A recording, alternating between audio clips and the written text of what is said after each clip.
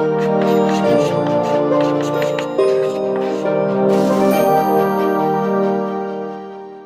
Friends, last chapter में हम लोगों ने कंज्यूमर बिहेवियर की बात की थी। कंज्यूमर बिहेवियर मतलब जो भी इंसान को सामान खरीदना है तो वो कैसे खरीदेगा। उसमें दो चीजें आई थी, एक था इंडिफरेंस कर्व्स कि किन किन जो भी बंडल्स हैं उनके बीच में उसको कोई अंतर नहीं पड़ रहा है, दोनों ही उसके लिए इक्वली इंपॉर्टेंट, इक्वली वैल्यूएबल है। और ऐसे ही हम लोगों ने देखा था उसके पास बजट लाइन क्या थी, तो उसके ऊपर वो कंस्ट्रेंट्स थे।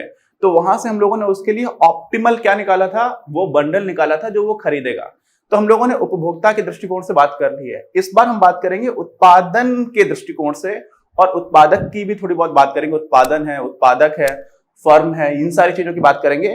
तो ये इंट्रोडक्टरी वीडियो है, इसमें आपको बेसिक जो है वो समझ में आ जाना चाहिए। हम लोग क्या अजम्पशंस लेकर के चलेंगे वो समझ में आ जाना चाहिए। तो चलिए स्टार्ट करते हैं।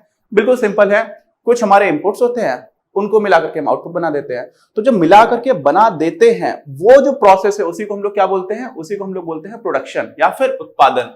तो उत्पादन आपका क्या हो गया, आगत। आगत बोले तो इनपुट्स, और उसको बनाकर के आपने बना दिया क्या, आउटपुट। आउटपुट को हम लोग बोलते हैं निर्गत। तो आगत से निर्गत बनाने की जो प्रोसेस है उसको हम लोग क्या बोल देते हैं, प्रोडक्शन। अच्छा, अब ये समझिए आगत होते क्या क्या है।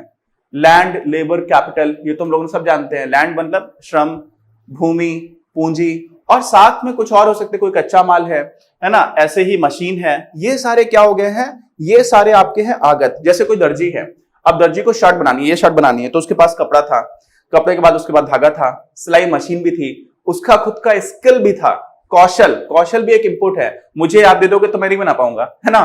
तो कौशल भी एक इंपुट है। और उसके बाद उस कौशल का उसने लेबर दिया, अपना श्रम दिया। तो श्रम में ही हम लोग वैसे कौशल को काउंट कर लेते हैं। अलग अलग तरह के श्रम होते हैं, एक इंजीनियर का भी श्रम है, और एक जो डेली वेज लेबरर है, जो मजदूर है, उसका भी अपना एक श्रम है ना। तो ये सारी चीजें जब हम लोग मिला करके लगा रहे होते हैं, तो इन सारी चीजों को खरीदने के लिए या प्राप्त करने के लिए आपको पैसे देने पड़ेंगे। भाई, श्रम आपको कोई देगा तो आप उसको पैसे दोगे कि नहीं दोगे। मशीन भी आपको फ्री में नहीं मिल जाएगी। आप अगर लैंड पर बैठ करके काम कर रहे हो, कोई दुकान पर बैठ करके टेलर काम कर रहा है, तो वो जमीनी तो है एक तरह की। और उसके बाद कच्चा माल है, कपड़ा चाहिए है, धागा चाहिए है, सिलाई मशीन तो खैर कच्चा माल नहीं बोला जाएगा। पूंजी, पूंजी मतलब उसने ये सारी चीजें खरीदी होंगी तो उसको पूंजी की आवश्यकता हुई होगी, और वास्तव में पूंजी की वजह से ही हम ये सारी चीजें खरीद सकते हैं। तो वो उस तरह से भी देखा जा सकता है। अब क्या होगा, ये सारे इनपुट्स को क्या हो जाएगा, प्राप्त करने के लिए कुछ देना पड़ेगा। कौन देगा, अगर कोई फर्म काम कर रही है तो वो देगा। एक अकेला इंसान कर रहा है, जैसे फर्म का मतलब लोग कंपनी से समझते हैं, तो कंपनी में तो कई लोग होते हैं, लेकिन एक सोल प्रोप्राइटर भी हो सकता है, एक एकल स्वामित्व वाला भी कोई इंसान हो सकता है। जैसे किसी की दुकान है, या कोई अकेला दर्जी काम कर रहा है, अकेला कोई डॉक्टर काम कर रहा है, तो उनको भी हम लोग बोल सकते हैं। अब उनको प्राप्त करने के लिए जो कुछ देना पड़ता है ना, उसको हम लोग बोल देते हैं लागत। किस चीज की लागत है, लेकिन ये उत्पादन हो रहा है तो उसको बोल देते हैं उत्पादन लागत। इंग्लिश में इसको क्या बोलते हैं, प्रोडक्शन कॉस्ट।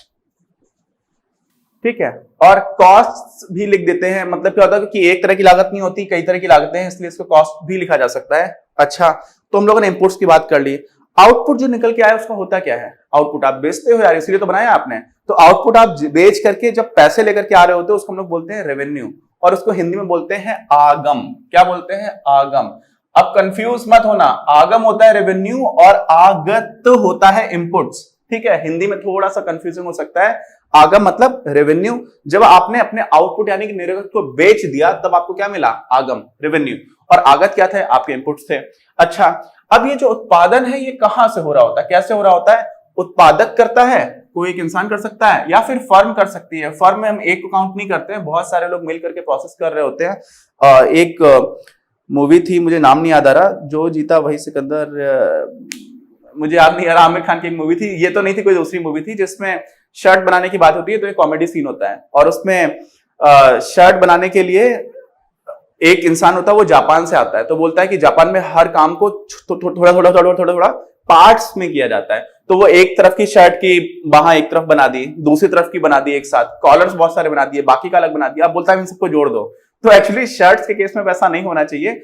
अलग अलग तरह की चीजें होती हैं। हम लोगों ने जब बिजनेस स्टडीज पढ़ाई की है, जिन लोगों ने पढ़ा हुआ है, उसमें मैंने बताया था कि अलग अलग तरह की इंडस्ट्रीज होती है। कुछ होती हैं संश्लेषणात्मक, सिंथेटिकल, जिसमें हम चीजों को मिला करके जोड़ रहे होते हैं, और कुछ होती हैं एनालिटिकल, जिसमें हम तोड़ रहे होते हैं। जैसे ऑयल रिफाइनरी में हम चीजों को तोड़ रहे होते हैं, अलग अलग चीजें निकाल रहे होते हैं। मिट्टी का तेल भी आपको उसी से मिलेगा, डीजल भी उसी से मिलेगा, पेट्रोल भी उसी से मिलेगा। किससे, कच्चे तेल से। सड़क बनाने के लिए जो टार है वो भी वहां से मिलेगा, एस्फाल्ट रोड हम लोग उसको बोलते हैं, वो भी वहां से मिलेगा। बहुत सारी चीजें मिलती हैं। तो ऐसे ही आप ये समझ लीजिए कि जैसे अलग अलग तरह की इंडस्ट्रीज में अलग अलग तरह का काम होगा, है ना।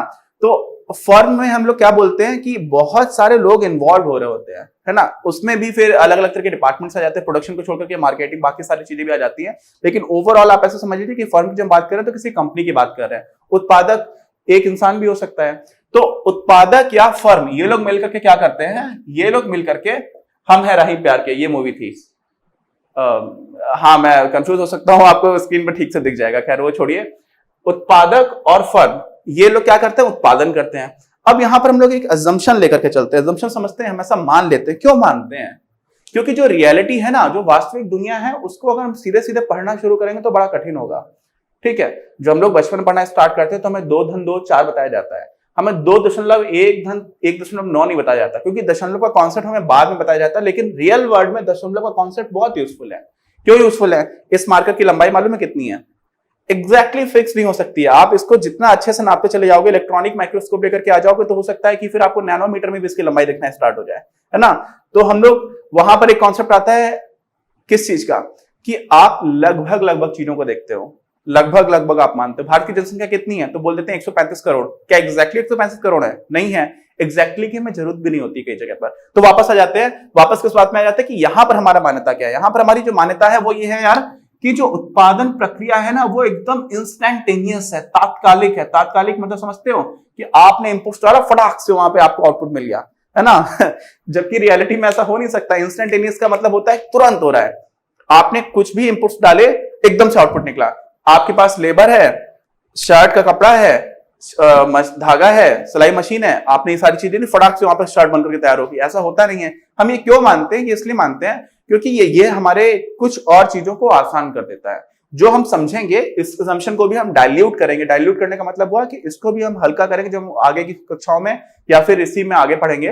तो इस असम्पशन को, क्योंकि ये रियलिटी तो है नहीं, लेकिन बाकी सारी चीजें जो हमको अभी देखनी है वो हमें अच्छे से देखने लग जाएंगे, इसलिए हम ये असम्पशन मान करके चलते हैं। और असम्पशन क्या है, ध्यान रखिएगा, इंस्टेंटेनियस प्रोसेस है। ये हम कई बार भूल जाते हैं। असम्पशन हम लोग पढ़ते हैं और इसके बाद से क्या होता है, जब हम आगे की पढ़ाई कर रहे होते हैं तो हमें याद नहीं रहता यार कि असम्पशन क्या था, और हम लोग उसको मानने लगते हैं कि तो हमेशा होता है। असम्पशंस बहुत इंपॉर्टेंट होते हैं। यूपीएससी में आईएएस का एग्जाम होता है, जब आईएएस का तो नहीं बोलते, यूपीएससी सिविल सर्विसेज एग्जाम बोलते हैं, तो उसमें अगर आपका इकोनॉमिक्स ऑप्शनल है तो कई बार असम्पशंस पे क्वेश्चंस आ जाते हैं कि अगर ये असम्पशन ना होता तो कौन कौन सी चीजें चेंज हो जाएंगी। आप समझ रहे हैं? तो इसलिए अंडरस्टैंडिंग बहुत इंपॉर्टेंट है यहाँ पर। ठीक है, तो अब क्या हुआ, आपको मिल गया आगम, यहां पर थी आपकी उत्पादन लागत। तो आगम से अगर आप लागत को घटाओगे तो फर्म का लाभ हो जाएगा। क्या हो जाएगा? फर्म को लाभ मिलेगा। लेकिन अगर लागत ज्यादा हो और आगम कम हो पाए, आप 50 रुपए लगा रहे हो, मिल आपको 40 रहा है, तो आपका लॉस हो जाएगा। तो यहां पर लागत से फिर आगम को घटा देंगे तो फर्म का हानि हो जाएगी।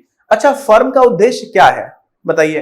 अभी तक जितनी बात की है उसमें से जिन लोगों ने थोड़ा ध्यान से समझा होगा और दिमाग लगाया होगा, उनको लग रहा होगा यार फर्म का उद्देश्य यही है कि आप उत्पादन करो, आपका काम प्रोड्यूस करना, आप प्रोड्यूस करो।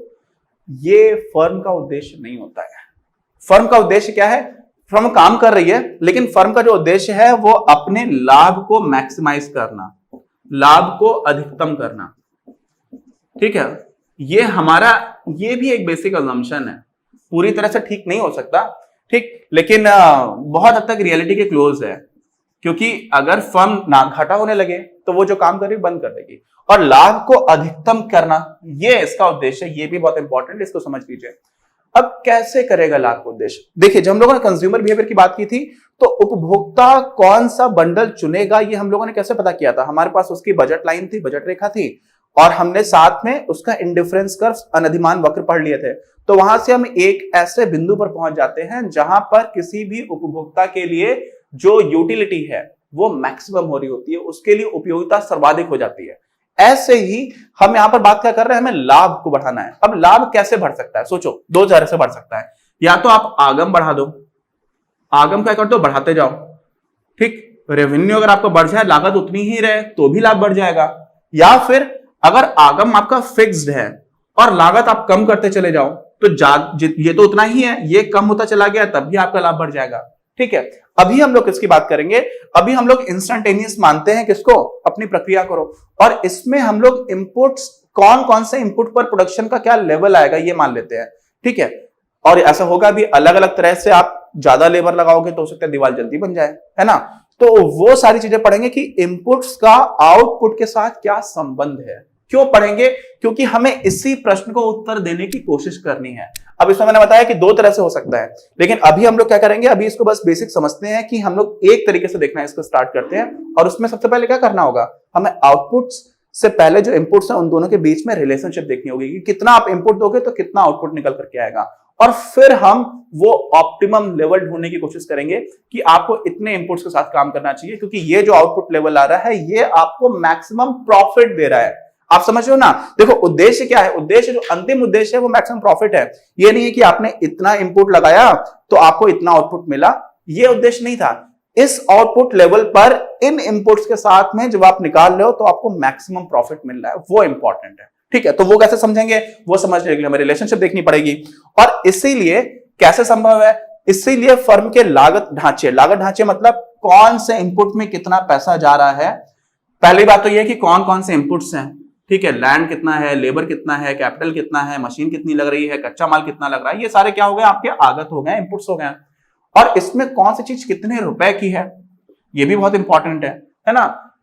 जैसे इंडिया में मैं आपको पढ़ा रहा हूं, ठीक है, हमारा उद्देश्य है कि सारे लोगों को कक्षा 12 तक का जो भी सिलेबस है हर विषय में वो गुणवत्तापूर्ण शिक्षा दी जाए, भाषा का भी बाधा ना रहे, आपको हिंदी में भी पढ़ाया जाए, इंग्लिश में भी पढ़ाया जाए, इंग्लिश में भी पढ़ाया जाए, है ना, और भाषा में भी पढ़ाया जाए, ये हमारा उद्देश्य है।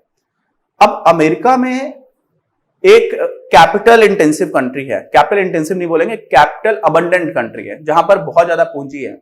वहां पर किसी इंसान को हायर करना बहुत महंगा हो जाता है, तो वहां पर आप मशीन्स खरीद लोगे आसानी से।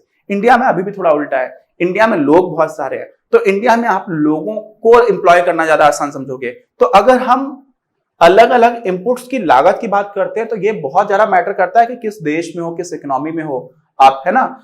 इंडिया में ही आप मुंबई में रह रहे हो या गांव में रह रहे हो, तो गांव में आपको काम करने वाला बहुत कम में मिल जाएगा। अभी मैंने थोड़े दिन पहले कुछ न्यूज पढ़ी थी, करीना कपूर की यहाँ पर जो उसके बच्चे को देखा करती थी, तो उसकी कुछ सैलरी 1.5 लाख रुपए की थी। मतलब अपने घर में आपने एक महिला रखी हुई है जो आपके बच्चे का ध्यान रख रही है, तो उसको 1.5 लाख रुपए की सैलरी मिल रही है। अब 1.5 लाख तो हमारे यहाँ पर अच्छे जो स्टार्टिंग में प्रोफेसर की सैलरी बहुत ऊपर हो गई है, लेकिन गांव में तो 1.5 लाख रुपए बहुत ज्यादा है। तो समझ जाए, तो इंडिया में भी क्या होता है कि अलग अलग जगह पर अलग अलग तरह के इनपुट्स की कॉस्ट अलग अलग हो जाती है। तो हमें किसी भी एक फर्म है, एक यूनिट है, उसके लिए देखना पड़ता है कि इसके लिए कैसा केस रहेगा। समझ रहे हैं? तो क्या हो जाता है, हमें लागत ढांचे को समझना पड़ता है, कौन कौन से इनपुट्स हैं और उनकी कितनी कितनी कीमत है। और उसके बाद क्या हो जाता है, हम निर्गम का वह स्तर निकालने की कोशिश करते हैं जिस पर हमें अधिकतम लाभ होता है। ठीक, तो ये सारी चीज हम लोग करेंगे, इसी चैप्टर को कंटिन्यू करेंगे अगले वीडियो में। कोई डाउट हो तो प्लीज कमेंट बॉक्स में लिख करके बताइएगा। बहुत सारे लोग थे जो सोच रहे थे कि ये वीडियो काफी टाइम के बाद आ रहा है, क्योंकि सेकंड चैप्टर तक हम लोगों ने कर लिया था और सेकंड चैप्टर बहुत बड़ा चैप्टर था। अब थर्ड और फोर्थ, इन दोनों चैप्टर्स में हम लोग मेनली प्रोडक्शन की बात करेंगे। तो एक तरह से आप सोच लीजिए कि सेकंड चैप्टर थर्ड और फोर्थ के बराबर था। और लोगों के साथ शेयर करके अपना बहुमूल्य योगदान जरूर दें। बढ़ेगा इंडिया तो बढ़ेगा इंडिया।